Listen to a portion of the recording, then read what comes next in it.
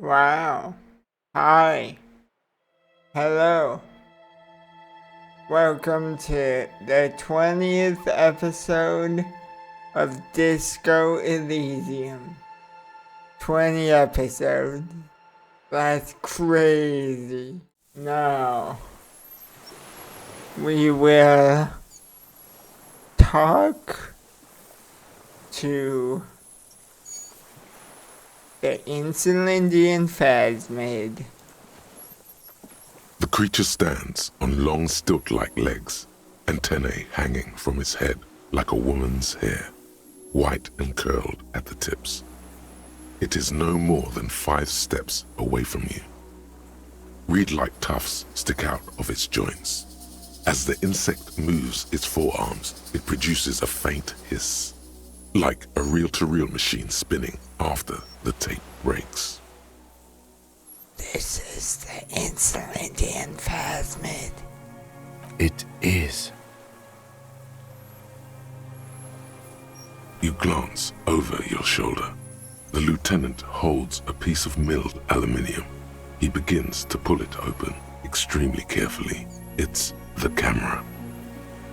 No, the flash will scare the creature off. Warn him now. Kim, the flash is loud.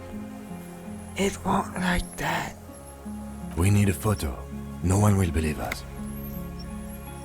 From the corner of your eye, you see a sudden cascade of motion ripple through the Phasmid's limbs. A series of ultrasonic clicks fills your ear. I am not palatable. Do not eat me. I am afraid. Okay, take the picture. With the sound of metal sliding against metal, the lieutenant reveals the lens. The glass glints in his hand as he begins to slide in an ampoule. You see the Phasmid turn to him, its mandible antennae reaching out. The motions are quick, sudden. Something cracks in the lieutenant. He's letting his pride get in the way. The ampoule will produce a loud hiss. You're right. It could scare it away. I need a better moment when it's not looking. I'll wait. I'm on standby, he thinks, his hands sweaty around the machine. The spindly mechanism turns itself back to you, its antennae taking their measure of the air, slowly.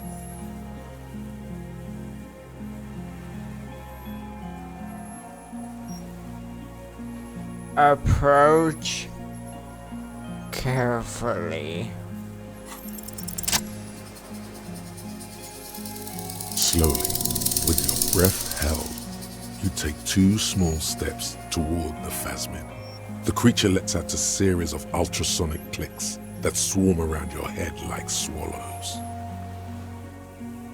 Like laughter, a sort of happiness. Sweat drips from your brow, soaking your chest. You reek of it, your chemicals. Hissing and clicking, it extends its mandible-like antennae to greet you. You're right below it now, looking up at the colossal chitin of its white limbs. The head of the creature is crowned by reeds, and its eyes are like small droplets of water. Raise your hand slowly. The insect stops its stridulation, seeming to observe you. Below its crown of reeds, little pinprick eyes detect motion, glittering. The world stands still around you. Suddenly, there is silence. No, stop. Be afraid. Raise the other hand too. As you do, the invertebrate comes to life, its limbs moving independent of each other, as if each has a mind of its own. They are white, like stalks of porcelain, knitting above you. Shifting around in the reeds around it, in the muddy water, you notice some of its hind legs apparently standing on the water from time to time. It's that light. Hello, I'm Harry. I don't really know who I am. No reply. A total ancient silence comes from its mouth, along with what appears to be some kind of foam. The stridulations of its limbs continue all around you. Stand on your tiptoes and look more closely. You were right. Little bubbles form on the mouth parts of the creature, on its segmented lower lip. It looks to be foaming slowly. The foam is white, then yellowish. Kim, it's foaming. Careful, it may be poisonous.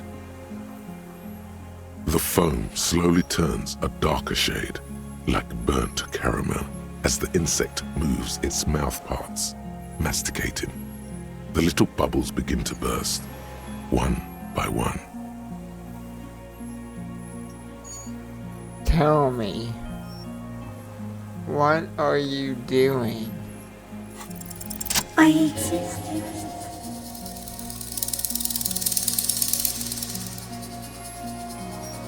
I exist too. Tell me what it's like for you. Fire. Burning. Fire? Where? Inside. I do not have fire inside me. In me, there is not even blood, but lymph, like sap from a one palm. Now, I will tell you what it's like for me. For me, it is a series of half-lit images, a kind of darkness, being intruded upon, transient, dim, moist.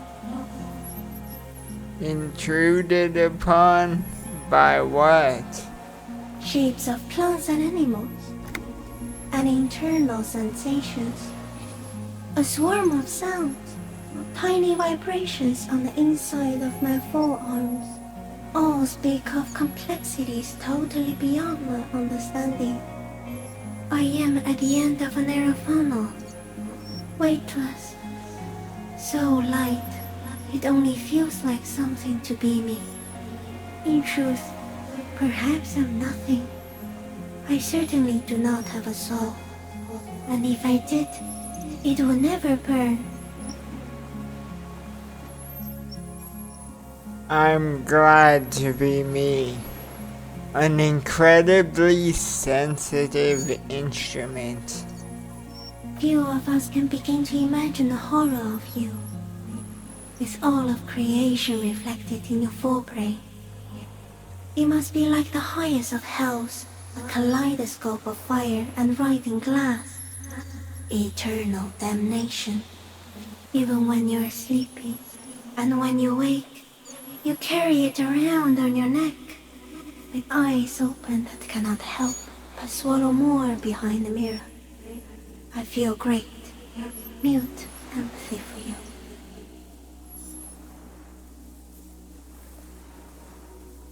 It was very disorienting at first, but I'm keeping my shit together. That must be incredibly hard.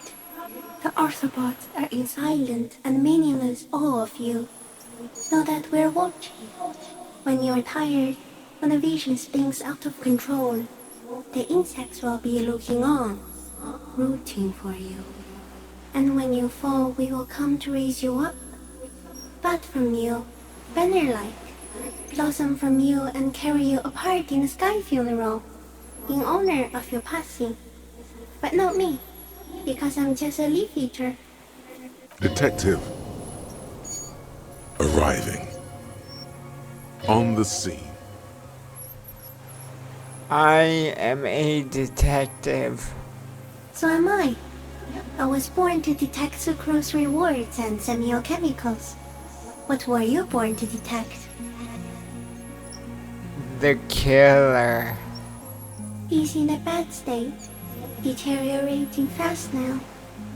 He thinks I am beneficial to him, but I am not. I only quicken his deterioration. You're destroying him? Very slowly, and only because he won't go away. It is meant to keep them from noticing me, to interfere with the pictures in their heads. But he has looked at me for too long, and I am destroying him. Is this a dream? What is happening? No, you are awake. I am real. Light is forming me. This is real. Where does this come from? All this around us, the world. Not even the birds know that. Not even the water lily. Then all we can do is beat our fists against it, day after day, with no answer. You can also eat it. If it's a leaf, you can put it in your mouth. Yum yum. Or read. What exactly are you? I am an unknown species of the order Phasmodia, endemic to the Insulindian Insula. For the last 350 years, I have hidden in plain sight, masquerading as the reeds, molding, cloning myself, unfolding at night to play with trash bins and boys. It may have unknown, dangerous biochemical characteristics that help it maintain its camouflage.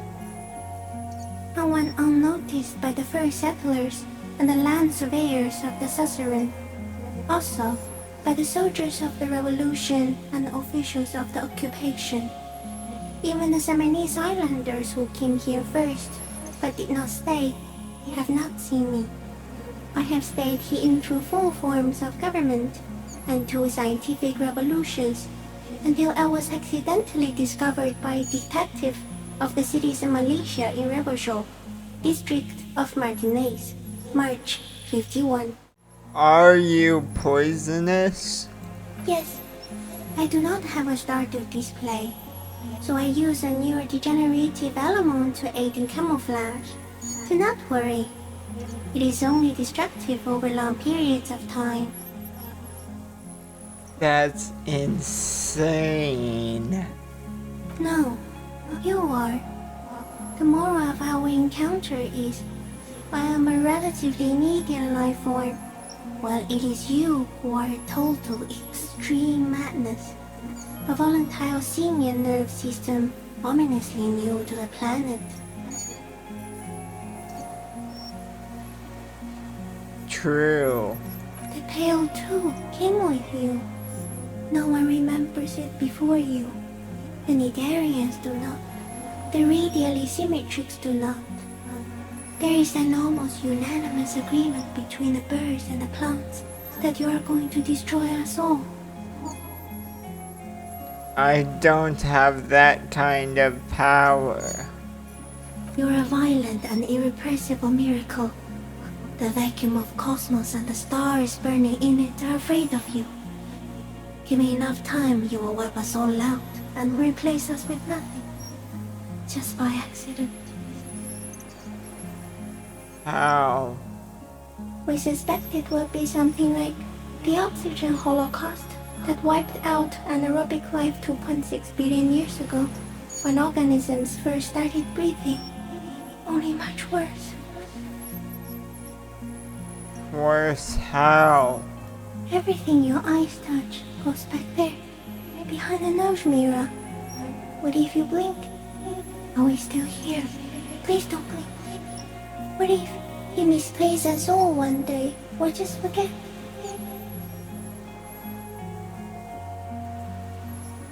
But I want to blink. Wait. I will be extra careful not to blink, stick insect. Don't worry. Please be. Or one day, one of you will close your eyes and sigh, and open them to see that none of this ever existed. Kim, Am I having a violent epileptic seizure? It doesn't look like that, no. What does it look like? You're just staring at it.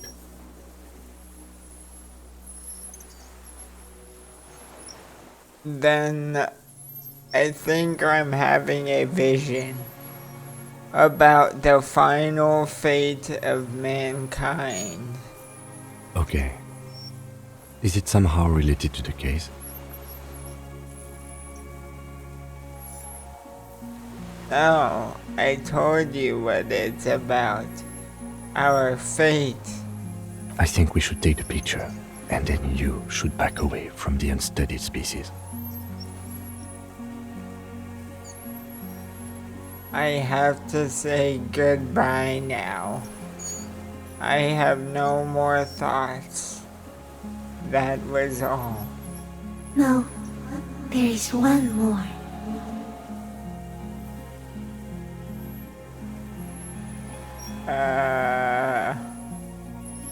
Of all the creatures I've met, you are the most beautiful. Thank you. I also have one more thing to say to you before you go. That woman, turn from the ruin. Turn and go forward. For freedom.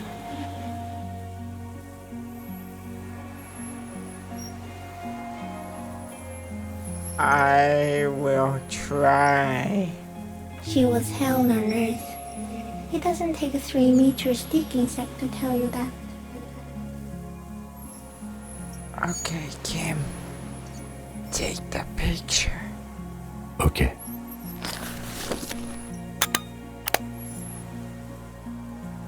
There is no change in the insect's motion while it's being aimed by the camera.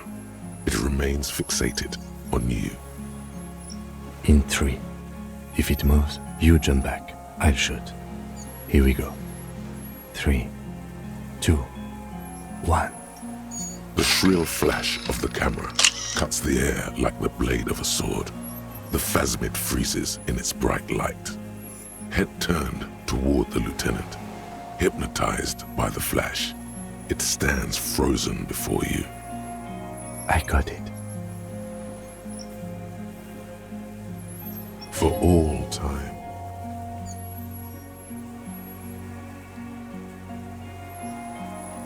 Carefully pet its scythe-like forearm. The limb before you is incredibly light, like eggshell. It's much lighter than a reed. You feel a soft push could tip the creature over. Its hollow exoskeleton collapsing.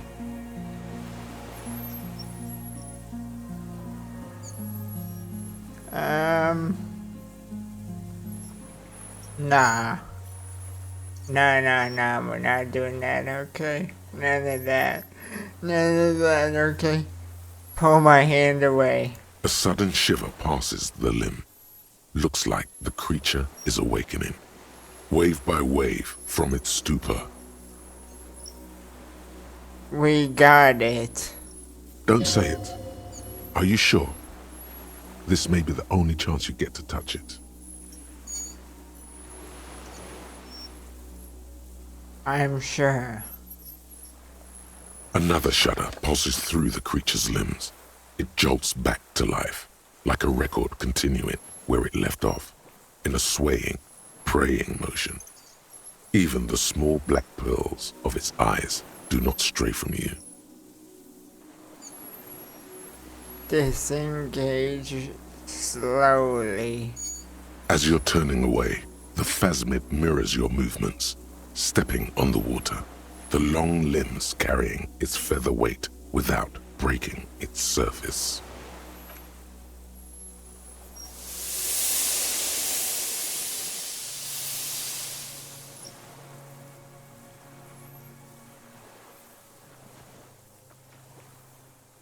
Wow, that was amazing. And just like that, it's gone, skating away across the sea's calm mirror like a skipping stone, leaving nothing but circles on the water.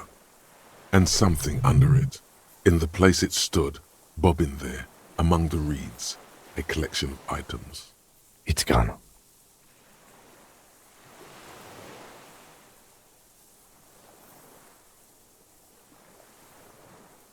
What's that? In the reeds. Looks like a nest of some sort. We should have a look. What now? What now? In some kind of strange, semi-catatonic state. Our suspect is not looking so good. We need to check on him. But... What the hell is it? Fairweather T500 helmet. +1 half-light and -1 suggestion.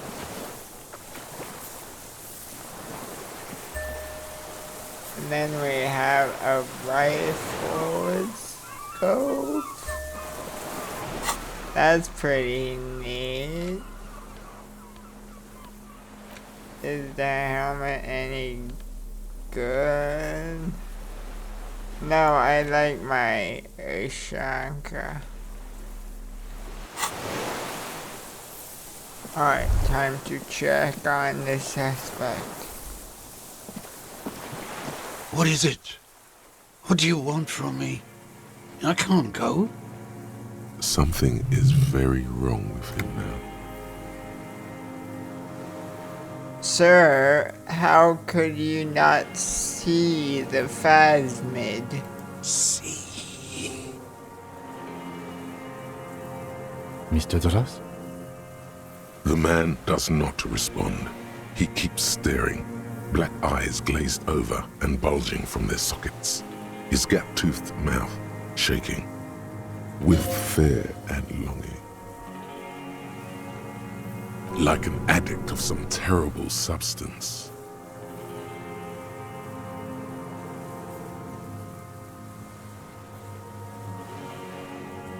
A light shiver passes him, followed by nothing.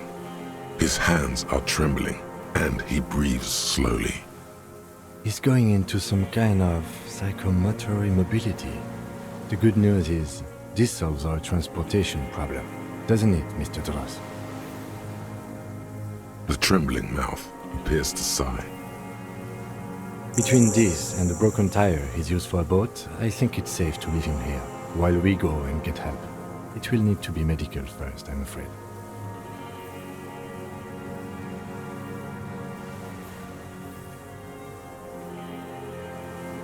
We found some things in the Phasmid's nest, Mr. Dross. He stares into the reeds. Your words don't stir anything in him. Perhaps you should. Show him the detached scope. I lost. You lost it, Mr. Dross? He turns his eyes to the reeds again, as he's done so many times. Beige and white stripes. He lost the scope. Then it somehow made its way over there. With the help of a magpie Phasmid? This sight is a T9, Mr. Dross. Was it attached to the rifle when you made the shot? Silence. Not even a sigh. You've gotten all you will out of this poor being. I'm going to let you rest now, Mr. Dross. The plastic cape flaps around his face in a gust of wind. His back is slouched and his mouth open. The strength has all gone out of him. Just frail old bones in a sack of tracksuit trousers and a windbreaker. What has happened to this man? Old age and shock.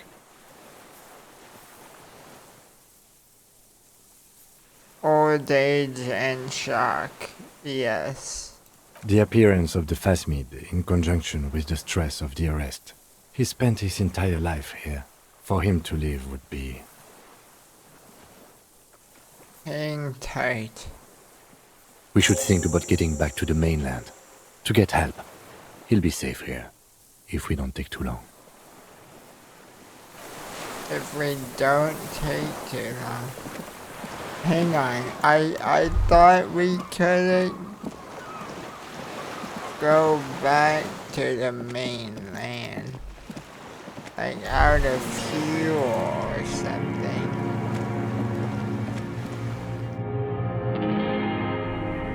We'll see what happens. The skiff is swaying on the waves by the dock. Let's return to the mainland. Let's. We are done here. The skiff rocks gently under your weight as you get in. The ride back is uneventful and quiet.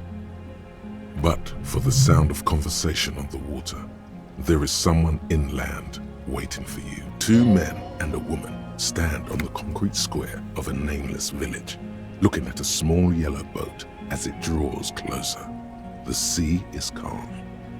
You reach the jetty and climb out of the skiff.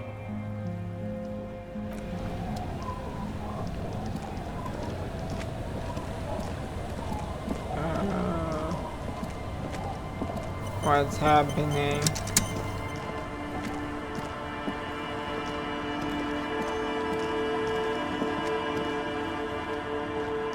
There's stuff. Look what the tide brought in. Harry, you're bleeding all over the place. You're half dead.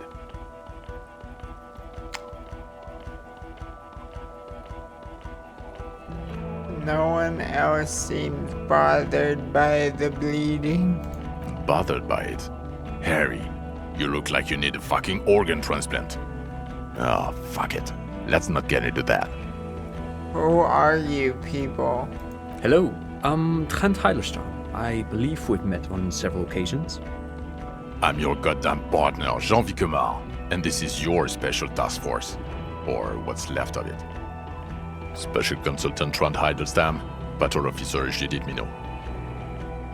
Hi. We've come to scrape what's left of you off the pavement. Lieutenant Kim Kisuragi, Prison 57. We've just come from the island, where our investigation led us. We might need your help with something later. As if he recalled that he's in fact a decorated police lieutenant and not a naughty boy. But this is clearly a departmental matter, so I'm going to leave you to discuss it among yourselves. Thank you, Lieutenant. It's good to meet you, Lieutenant Kitsuhagi. Letting the lieutenant know he shouldn't feel embarrassed over the shitstorm that's about to befall you. What is this about? Ari, we want to help you. Trent, I believe this is where you come in? I don't quite know what I'm doing here. I was asked to participate as an expert. I think I need to manage your expectations a little. I'm at best an enthusiast in cognitive science. My background is in something else entirely. I engage in neurology on a merely theoretical level. In fact, I should probably get going. No, Trent, it's too late. You're part of this shit now. What have you got to say for yourself, shit kid? What does he have to say for himself? He left you to catch the bullets. How did you know I was here? The cafeteria manager you fucked over told us where you went.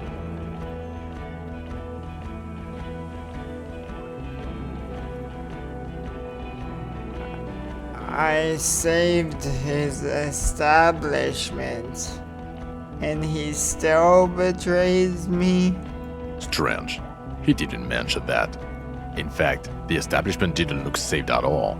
There was a giant aerograffito in front of the building, mixed with blood.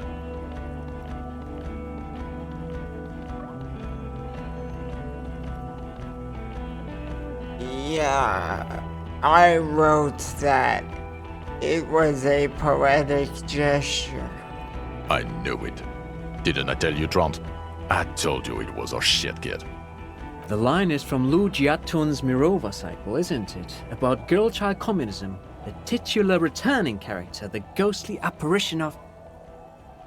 Good choice, Harry. Don't encourage him, Trant. Okay. You aren't the man with sunglasses at all. You're not even blonde. Guilty as charged. I heard you'd lost your mind and your memory. I wanted to see if it was true. And it was. Good work, Harry. You're insane now. There's one less person for me and everyone else to rely on. Actually, I suspected something was off. Did you? Or did you think I was a goddamn firefighter? We've been partners for how long, Harry? Don't answer that. You don't remember. Judging by the familiarity you feel toward him, 2 years minimum? Or maybe a short but close stint on the task force? He's right. Don't start guessing. Now's not a good time.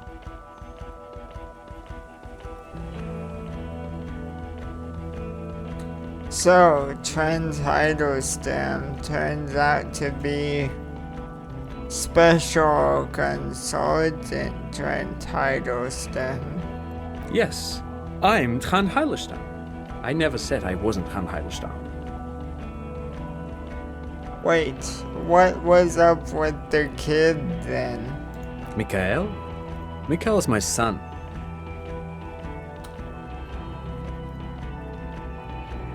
Oh, okay. Sorry. No problem. So what are you special consulting here? What indeed? I was asked to share my take on some of the more obscure theories developed in Königstein in the 30s, like partial psychotraumatic amnesia, group personality theory. He's here to see if you're insane. He is smart. Let's move on. Duped again. No one's who they say they are. Duped? Hey, here's a brilliant idea. Don't be a morbid drunk and you won't be duped so easily. Gardener, scab leader, this... Tell me at least you are who you said you were. Yes, I'm still Kinkisuragi, still a lieutenant from Precinct 57. That's good. Still caught up in this crossfire, too. You mentioned a task force? Yeah, Major Crimes Unit, under Lieutenant Dubois and Vicomar. Ring any bells? Refresh my memory. Who else is in this? Refresh your memory? It's a goddamn Major Crimes Unit. There's you, me, Jude, Trant fucking Hiddleston, and Guillaume Baby. I'm technically just a civilian advisor. Oh, fuck you. You're part of this shit show. Yeah, first, who's Guillaume Bevy? Oh, that's an interesting story, actually. Guillaume Bevy is a police reporter who joined our team. He was really good. Then he left because he lost faith in your ability to lead the unit. Other people have left too. Good, smart people. People we won't get back. Only me and this really patient patrol officer are still here. And Trant because I'm forcing him to stay. Okay, so what does the unit do? Do? It's a Major Crimes Unit. We clear the desk of cases so Precinct 41 doesn't look like the worst station in town. We are shit tier now, Harry. Because of you. They're your posse, or what remains of it. Hand-picked, hand-lost. The 41st isn't... Where have you been all this time? There was a mercenary tribunal. God damn it, Harry. You told us to fuck off. You said we're cramping your style. Your detective god. Fuck everything. All we burn. Detect or die. Wait, so you let me face a squad of trained killers alone just to teach me a lesson? It wasn't like that. Fuck you, Harry. We didn't know there was gonna be a tribunal, did we?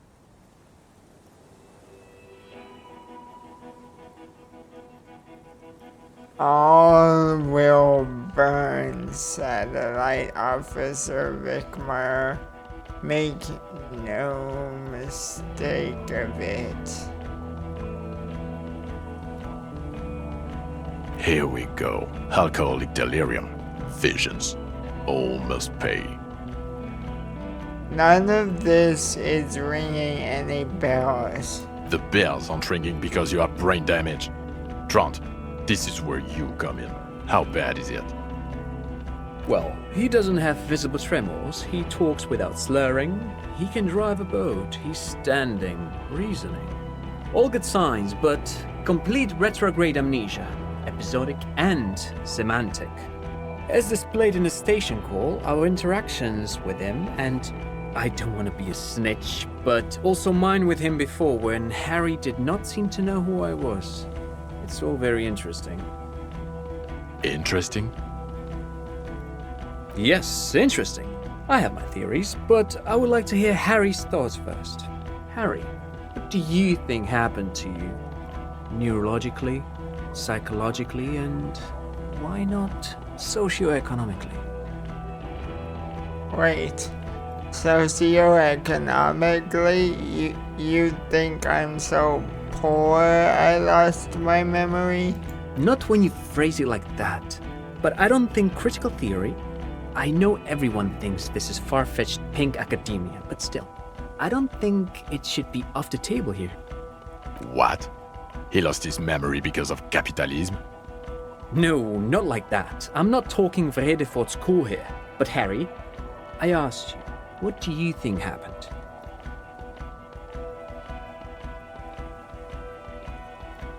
It might have something to do with an anomaly in the church. A 2mm hole in the world. Corresponding to the 20-centimeter hole in your brain. Sure. This theory has great symmetry. I see how it folds into itself neatly. Precisely, Satellite Officer Vickmer. It's Martinez.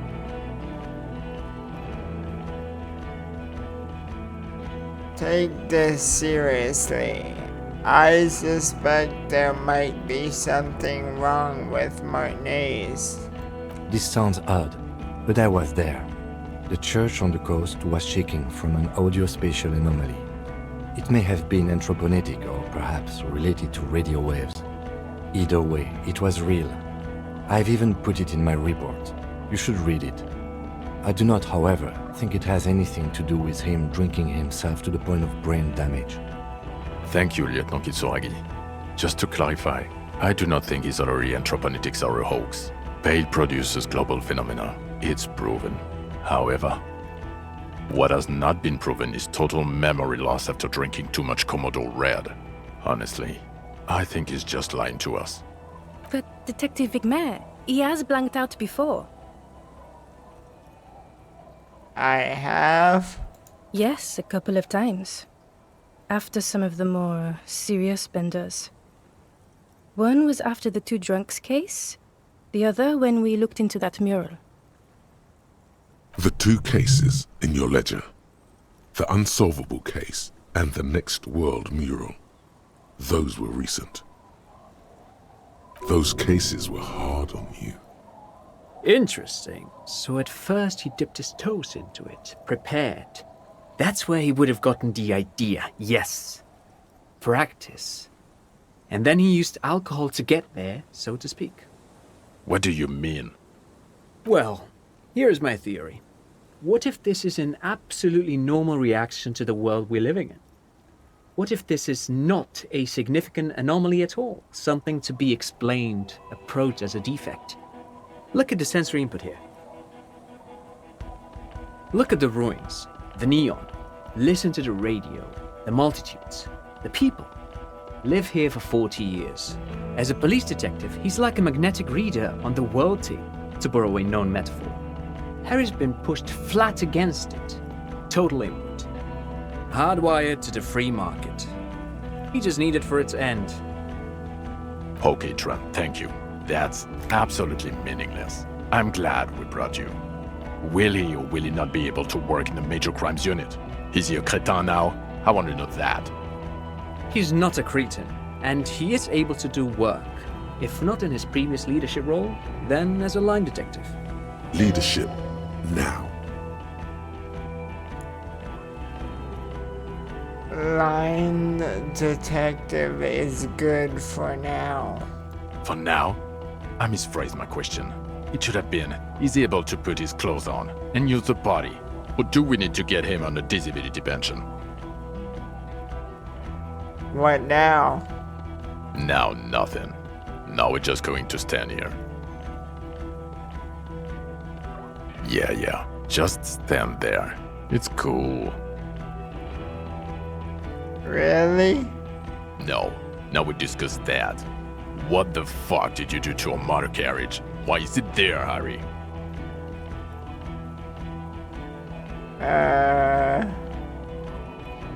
I drove it into the ocean when I was drunk. Ah, so refreshing. He just admits it. Thank you for your honesty. Thank you for destroying 45,000 real of police property that's coming out of everyone's payslip. It doesn't matter.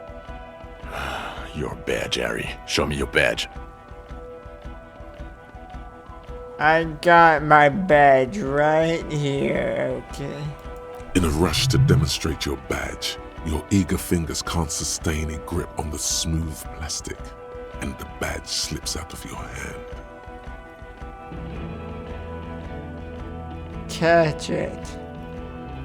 72% chance. Ooh, wow.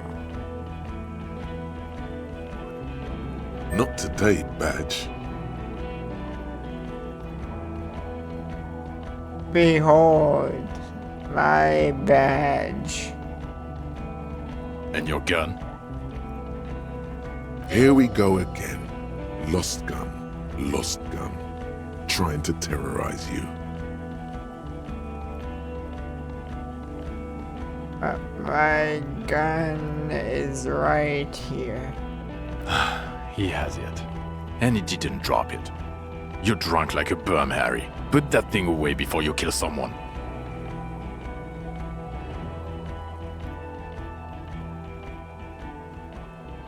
So what? I've had a little drink. A little drink? You smell like a corpse. I'm downwind and I can barely breathe. You smell like shit. You let a suspect escape, Harry. Glacier something. Because you were too drunk to assess a flight risk. We've read the reports. Lieutenant Kitsuragis. We know. Classy, she was some kind of spy from the Occident. Specially trained. Oh, well. If she was specially trained. I'm not even gonna get into the other suspect who also escaped. Yeah, Ruby's something. Or the fact that you're Everclear's little peony now, doing I don't know what for him. That's small-time stuff. That's nothing. That's a humorous anecdote. Compared to the 9 people who were gunned down, the streets are literally red with blood, Harry.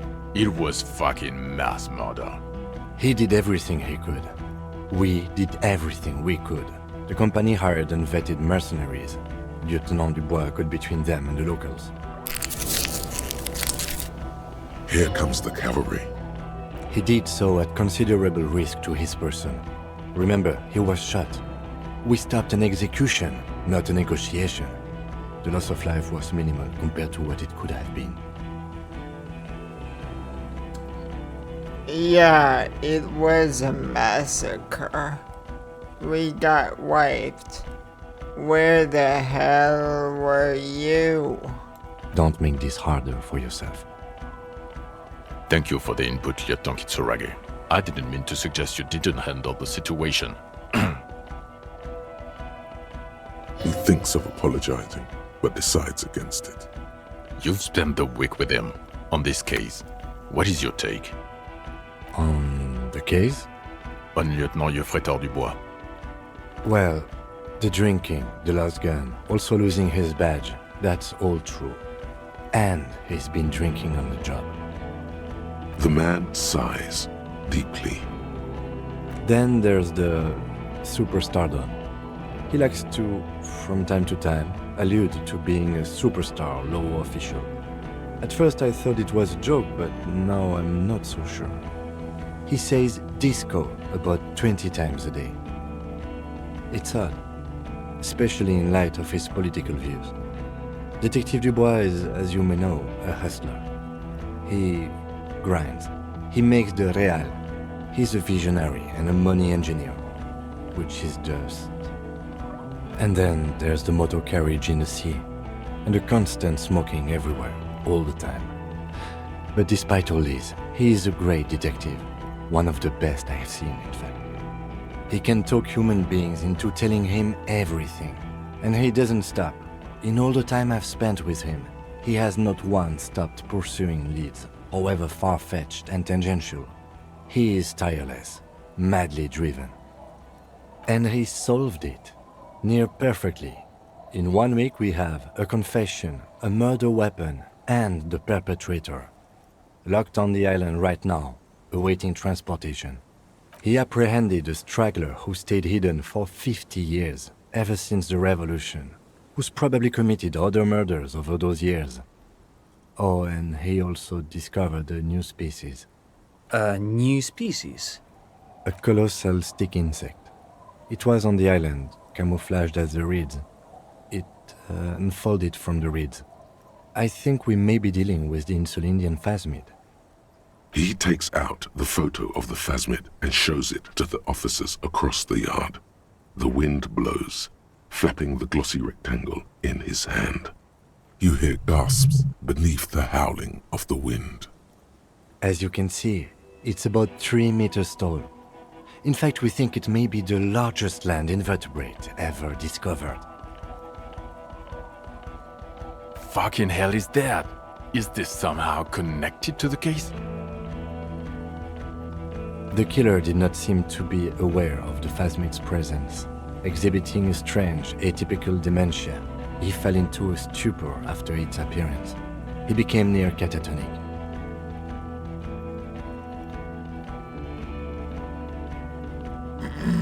Yes, the Phasmid may have contributed to his mental state in some way over the years.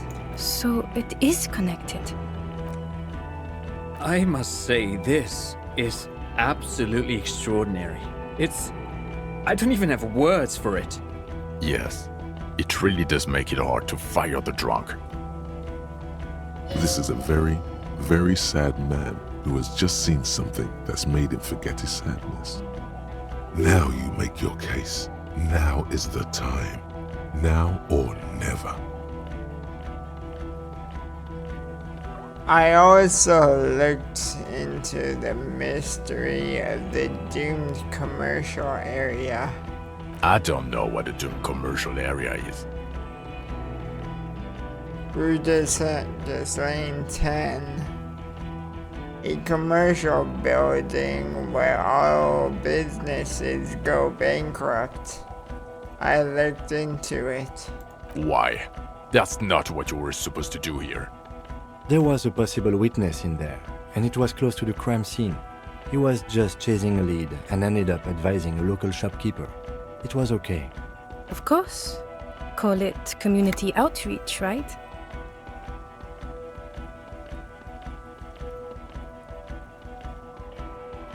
The killer, Lilianovich Droz. We have a strong motive for him. Lilianovich. A revolutionary matronym. A revolutionary matronym? The custom started in Grad, where they have patronyms. Krasovich, Lasovich, etc. The revolutionaries saw this as a chauvinist atavism, so they used matronyms, derived from the mother's name instead. This man's mother was Lilian, his Lilian's son, Lilianovich. The custom was overturned after the revolution failed, but not before it made it to Revachol. So, it is what a soldier of the ICM would be called. Thank you, Trond. Thank you for that piece of cultural theory. You said you have a motive? Of course, excuse me, I just thought it was noteworthy.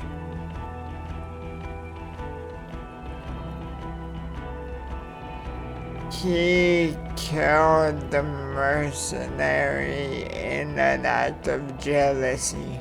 Jealousy? I thought this Lilianovich was an old man. To have been hiding for 50 years, like 70-something. A strange psychosexual fascination, the result of spending all this time in solitude on the islands of this bay. And trauma too. He himself gave a political reason. In his mind, he had killed an enemy combatant. Also, we have a sniper's nest with full view of the room in which the mercenary died, right on the island, and 2 officers on the scene that Mr. Dross confessed to. It's a clean win. It's way more than that. I did all I could. Every second was a struggle. I've never doubted you can pull yourself together and work. In bouts. Bouts don't last. I can still smell the booze on the wind. God damn it. It is bad. Even you can smell it. Chin up. Keep focusing on the positives here.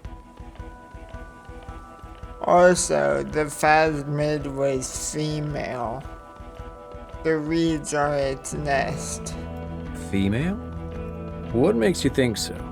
You had to see it. It had the subdued colors of a female, and the nesting behavior too, I think. Incredible. Were there eggs in the nest? Not as far as I could see. There were other things there, though. It had gathered items in its nest. A helmet and a scope. Actually, you know, this would indicate it was a male. This is far from anything in my field, but I think such nests are called bowers. They are for attracting mates. Oh, okay. Must be robust if it can move a helmet with its limbs. I think it reproduces by parthenogenesis. As in cloning itself? What makes you think so? Just a hunch. Well, then it wouldn't matter if it's a male or female.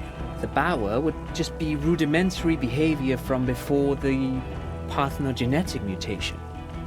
Very interesting.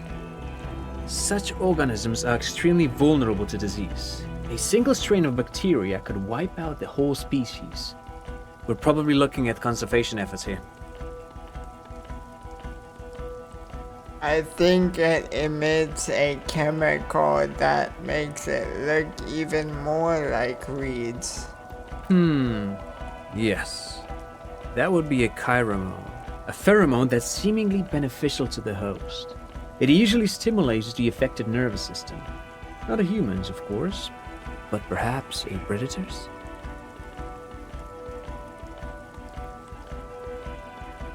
The perpetrator seemed intoxicated somehow, like an addict. It's just a hunch, but... There are species of bees that, under the influence of chiromones, take wasp larvae to their hives. Ants do the same with aphids, thinking they're... Do you think this is how it stayed hidden? Nothing is off the table. But I want to stress this. The find does not have to be connected to the case. The case is 100% prosecutable, without any chiromones. Of course, Lieutenant. Of course. We should treat the case and the Phasmid as completely separate from each other. People are not going to... They're not going to go for this speculation in the constabulary. It had mandibles that looked like hair, and it was completely white on the inside. Yes, but also reed-colored, beige and brown, a little green on the outside. After unfolding from a single stalk, it still retained parts that looked like reed tufts on its limbs. Incredible. The PR value of this is exceptional. Carp discovers new species. Maybe even discovers the Insulindian Phasmid. No, that's too much. This would really help with some of the problems we've been having. Absolutely, this is great. This does not say vigilante murderers to me at all. This says science, news, human interest. You know, it's a really good thing you have that photo. Without it, You're doing good here. Perhaps only for a moment, but still. Quit while you're ahead? Or no?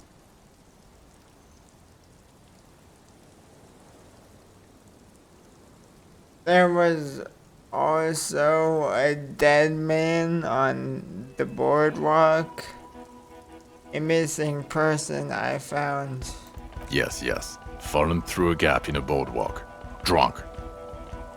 How did you know I found him?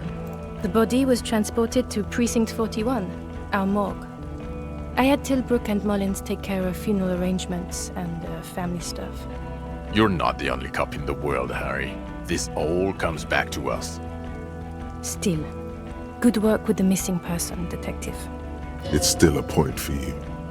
No denying it. So what do you say? Wanna take this hot shit back? I don't want to, but you discovered a new species and solved the murder. So I have to. Jude, Honestly, anything that ends this trial is okay with me. But he's been drinking, she thinks. This is exactly how he gets out of this every time. It's bad for him, but... Agreed. The public relations potential of this is too valuable to let go. okay. We have vehicles in the square, and the perpetrator needs to be taken into custody. Let's go. Now you will finally get to know who you are. Wait. I have a few questions before we go about who I am. The man looks westward, impatiently, jingling his car keys in his pocket. Who am I? Who are you? You're a gym teacher, Harry. What? Well, obviously you're not a gym teacher anymore, but But before... Before you were a cop, you were a gym teacher in Coron. It's getting really cold outside. Should we maybe... That does explain a lot. Harry, it explains everything. The running around, the jumping, the shot put, your inexplicable facial hair. The collection of fallen sportswear I've amassed. Some of your more old-school wording choices. Your posture even. The constant stretches. The raw, robust stamina output.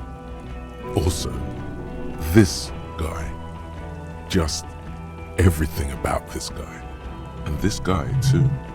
God, even this javelin-throwing freak here. You said in Quran I was a gym teacher there. yes, you taught gym in Coron. I believe that's the term. Taught gym at a high school. You were a high school gym teacher. The smell of sweat and glue. The worn floorboards. High school. Harry, your goings-on with Kuno, Andre, Acel, the whole thing on the ice. That's why you are so juvie. His smirk suggests barely contained laughter. Why did I join the RCM then?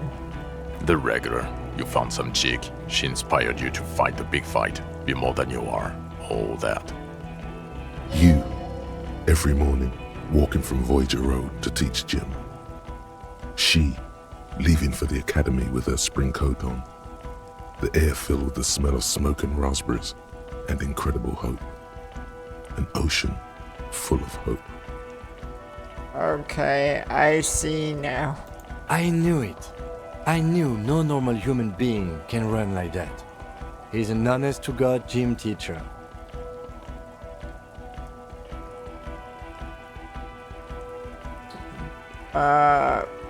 Okay, am I a dirty cop?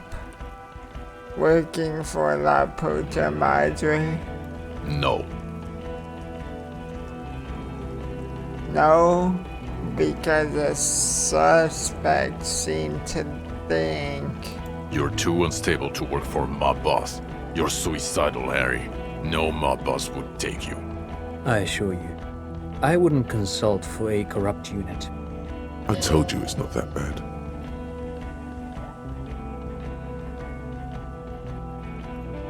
The Phasmid. I need to tell Lena about this ASAP. Who is Lena? A cryptozoologist. She lives in Jamrock. She told me about this Phasmid. Well, good luck finding her once we get back. She and her husband were conducting the search for the Phasmid. It's their discovery, in part. I'm sure we'll find them. They should know as soon as possible. It would do you good to deliver some positive news for a change. She is going to be over the moon. Watch out, or she'll faint. Lieutenant Kitaragi, what will you do now? Well, first I will go back to my station and write the most detailed report anyone has ever seen. It will have to be good to cover all these. Then I will have a serious talk with my captain. About what? Detective, we just stopped a small-scale war. Something is happening to Revachol. I don't know what yet, but it's going to be a hard spring for the RCM. We need to get ready, infiltrate, investigate. Wanna do that at Station 41? Talk to Captain Price? I'd rather not ruffle the feathers of two captains with my doom-mongering. No, I meant investigate. Come work in Precinct 41. Work with Price? I'm flattered, but I don't know if I... Would fit him. And crazy enough. Can take the stress. He doesn't know how to finish the sentence. Flattered? You're Lieutenant Kitsuragi. We would be flattered if you even considered. I would have to tie things up in GRIH first. But, I mean, whatever is coming, Jamrock will be more central to it than the harbor. And we also have a huge caseload, Lieutenant. Piles that we need to get back to. Mountains, even. I do like the sound of that.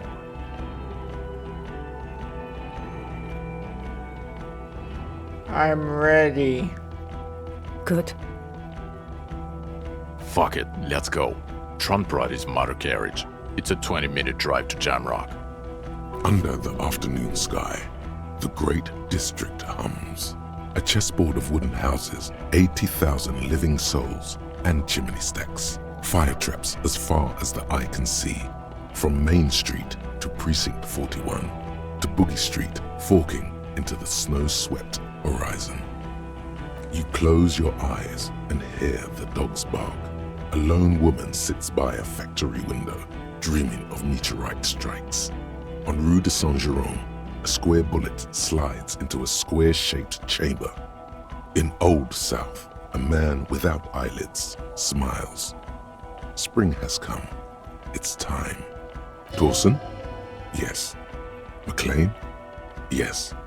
Heidelstein? No. Vicmere? Yes. Dubois? Of course.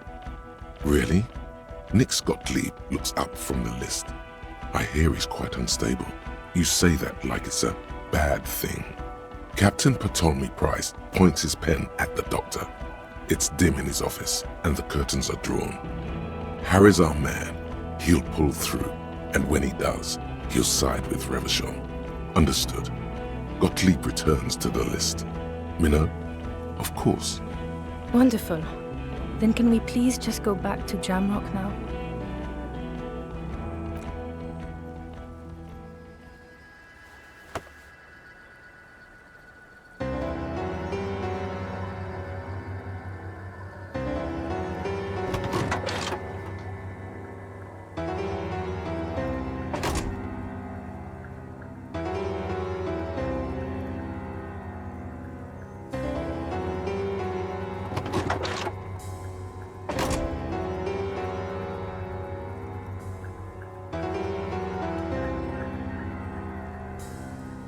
Wow.